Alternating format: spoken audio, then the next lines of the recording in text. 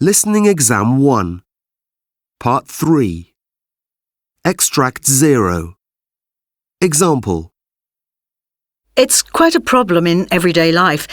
For example, when you try to peel potatoes, it's difficult to use a conventional peeler. Scissors are a real problem too.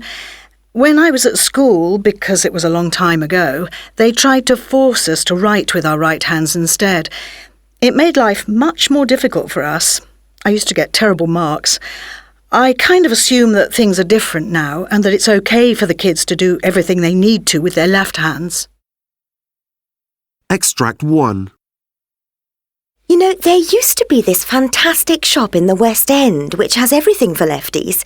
My friend gave me a gift voucher for my 21st because they knew I was going to be fitting the new kitchen in the summer before my wedding. It was just great. We went together, my husband-to-be and I, because he's left-handed too, and we bought everything that's different for us. You know, scissors, knives, a great tin opener.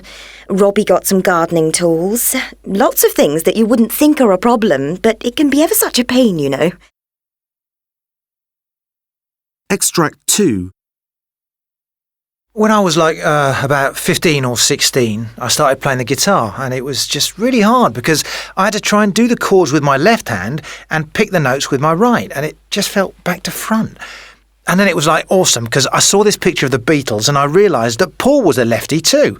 And then obviously I realised that you could get left-handed guitars. I had to save for ages and work Saturdays, but my folks gave me money on birthdays and that. By the time I was 18, I had enough of this little beauty. Totally worth it.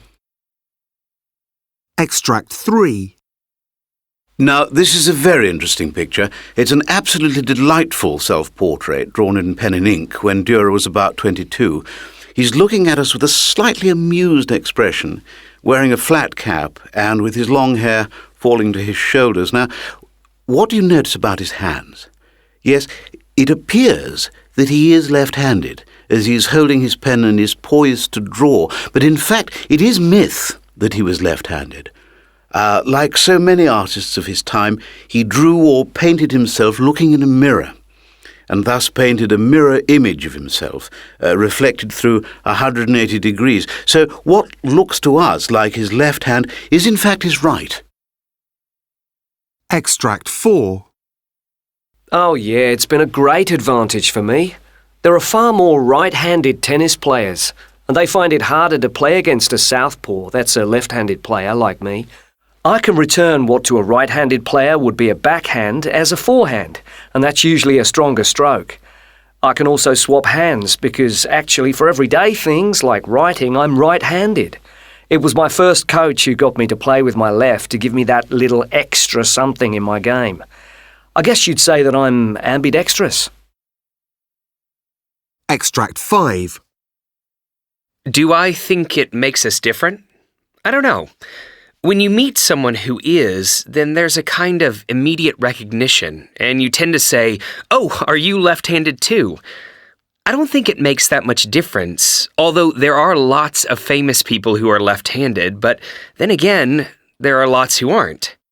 It's mad, but I was actually kind of thrilled when Obama signed for the first time as president back in 2009, and I noticed that he was. Funny, it's the first time I noticed he looked a bit awkward. Usually he's so sort of assured and elegant.